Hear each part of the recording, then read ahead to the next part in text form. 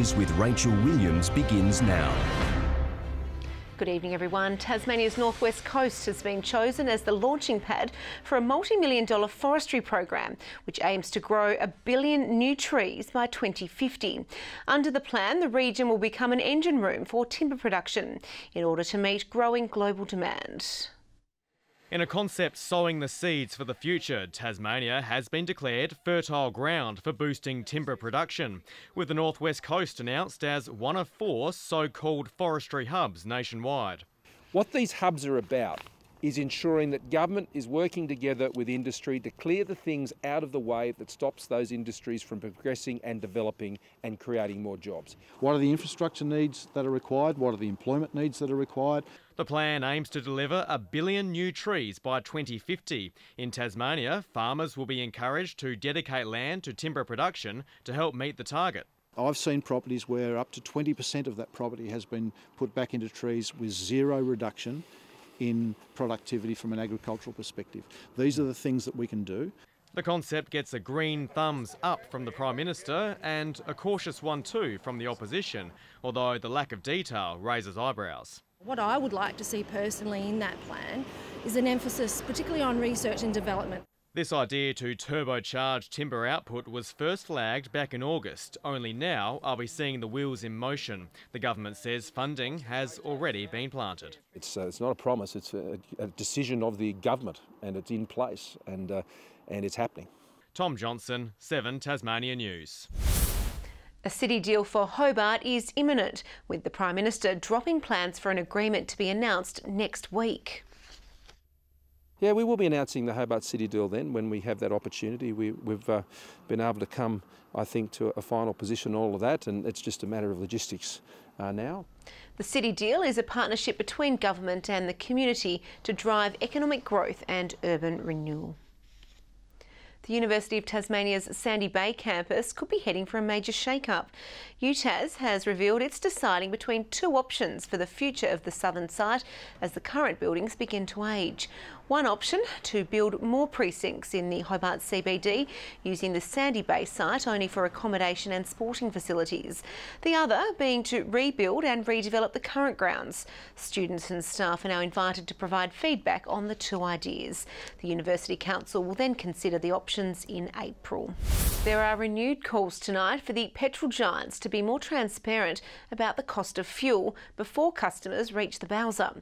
The State Labor Party says it wants to force petrol retailers to publish their wholesale prices weekly in the media, saying this would slash Tasmania's high prices and help consumers choose where to shop.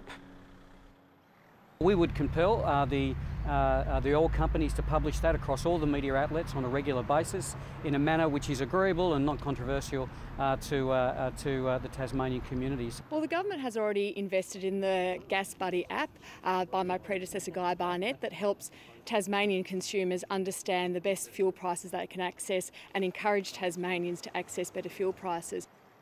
Earlier this year, RACT encouraged Tasmanians to boycott the more expensive petrol retailers. In a true display of community spirit, the Huon Valley has today rallied around local businesses still recovering from this summer's devastating bushfires. Hundreds of visitors flocked to a very special market in the region today, all keen to support their local stallholders. A community left on edge for weeks, finally on the road to recovery. A special market held in the Huon Valley today, supporting local businesses, many who lost trading in this summer's bushfires. Everyone's sort of checking in on everyone, how'd you go over the last few weeks? How are you now? And, buying things and just coming out and bringing their family and friends. It's awesome. We really depend on markets. That's where all of our income comes from. And we haven't had any, so it's been just tough, and everyone coming out today and supporting us has just been phenomenal. Hundreds visiting the stallholders across the day, selling everything from produce to food and crafts. It's a great show of support for us, and yeah, everyone's really happy to come and spend the dollars down here, and that's the best support we can get, really. That's one of the reasons why you move to a community like the Huon Valley, because it's just coming here and being part of it, you get that sense of community really strong. The Revo road fire still burning across the region, the long-term impacts of the blaze to be felt for months to come. We've also lost a bit of an opportunity to plan out some winter crops, So some farms may be suffering in terms of later season yields, but hopefully they're able to get back on track now that the weather's changed. Locals saying now's the time to really get behind the Huon. It's about the community and supporting each other and showing that we are here when we're back and we're back in this. Michelle Wisbey, 7 Tasmania News. Hobart's Rest Point Casino was adorned with red and yellow lanterns today, with the Chinese community celebrating the end of the Lunar New Year, featuring a traditional Aboriginal welcome dance followed by vibrant Chinese lions to acknowledge both cultures within the event. This event, we actually focus on engaging all the multicultural communities and also try to bring the Asian culture to the local community to let more people to understand the Chinese culture. It's the 6th year the Chinese Lantern Festival has been celebrated in Hobart. Derwent Valley was alive with dazzling bow and arrow displays today, as many locals made friends with some dangerous creatures.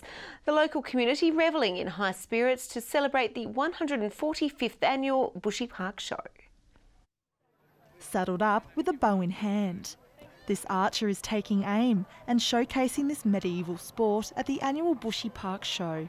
We are doing demonstrations with horse archery, which is a very old form of warfare. So we are walking, trotting, cantering down the track and shooting at targets with our bows and arrows off horseback. The rural event was established in 1865 to celebrate the region. Hundreds of locals enjoying the sunshine, chopping wood and playing show games, keeping up the 145-year-old tradition. We want to focus on a family-friendly type of show. We're mostly locals, a few outsiders, and we meet regularly here, and then, we hope that all the district roll in for the day. And it's just that country feel of it. It's so laid back. It's not overcrowded like you would get at other shows. No, it's very, very good. That's why we do it, because we don't want it to fade away. We just want to keep something in the district. There's not a lot in this end of the valley that's an annual event, so that's what we're about. From large farm animals to slippery reptiles, these kids up close and personal with this venomous tiger snake. We display the snakes to educate people about them, dispel some of the myths, and as a thing for people to pat the snakes as a unique experience. Tell me, what does it feel like? It feels slimy and it feels like so gross. It's big and it's all bumpy, Patting all creatures, great and small. Ruby COMMANE, 7 Tasmania News. From acrobats to painters, a community art show is tonight raising much needed funds to help some of the most vulnerable members of our community. Showing off their skills today, these local performers preparing for the Concert for Compassion. More than 30 artists from a wide array of cultural backgrounds taking part in the event. All profits from the night to be donated back to the Asylum Seeker Resource Centre. They do a lot of advocacy work for both offshore and onshore detainees, as well as asylum seekers who are in the community who don't receive a lot of government support. When I write a song, it's all about just having compassion for people wherever they're from, whoever they are. And a lot of it goes into my music, so I'm really pleased that my music and an event like this can meet together. The evening will also include short films, poetry and an art exhibition. Well, sport is next with Tom Johnson. Good evening, Tom. The Kangaroos have put on a show for Tassie footy fans. Yes, another good win last night for the side, Rach. We'll have some highlights from the AFLW after the break. Also coming up, Glenn Maxwell and Aaron Finch have the last word before the Big Bash decider. And the thrills and spills on the water for the state wakeboarding titles.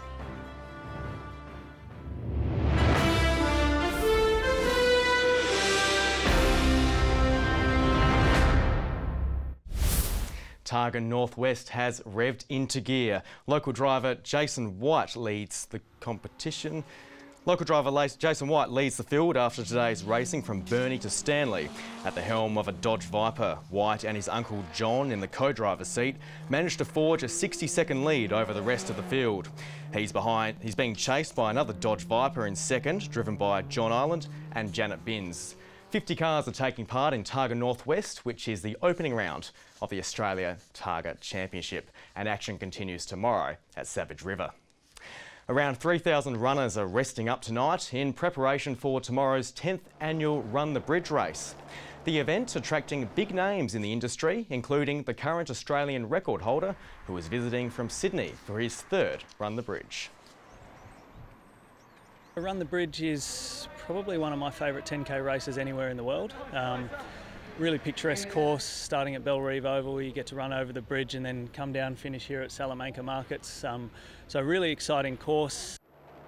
The Tasman Bridge will be closed from 7 till 9 tomorrow morning, with the race kicking off at 7:30.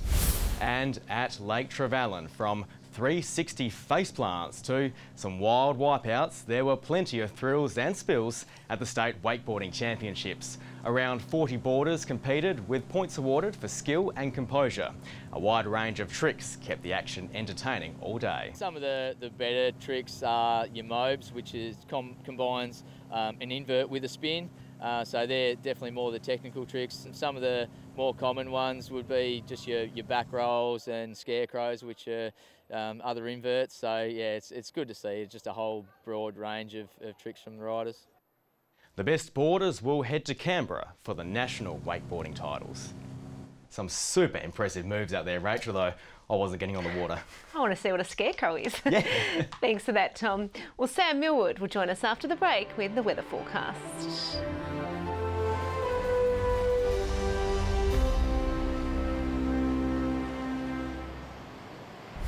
Welcome back. Time to have a look at the day's weather. 25 degrees in Hobart and Launceston today, 22 in Burnie and Devonport.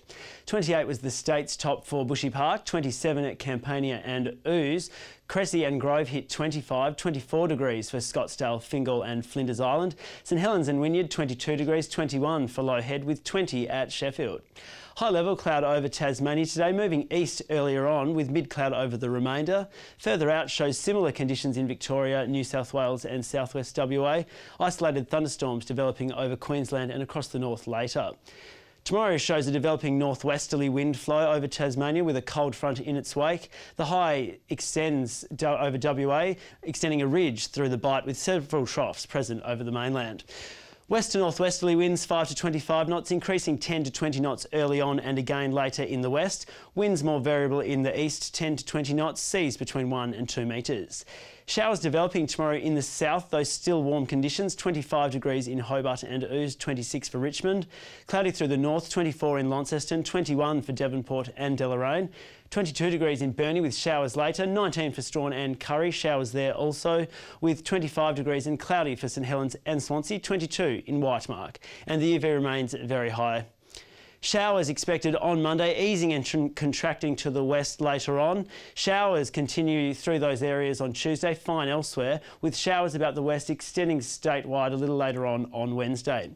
Around Australia tomorrow, 31 degrees in Perth, 35 in Adelaide, 27 in Melbourne, sunny 33 for Canberra, 29 in Sydney, 30 degrees for Brisbane with 33 for Darwin. It's cooled down a little bit and there's still a few clouds about Rach, 19 degrees in Hobart, Launceston 21 and 19 also in Devonport. That's all from me. Back to you. Wonderful. Thank you for that, Sam. Well, that's all your news for now. Thanks for joining us. I'm Rachel Williams. Good night.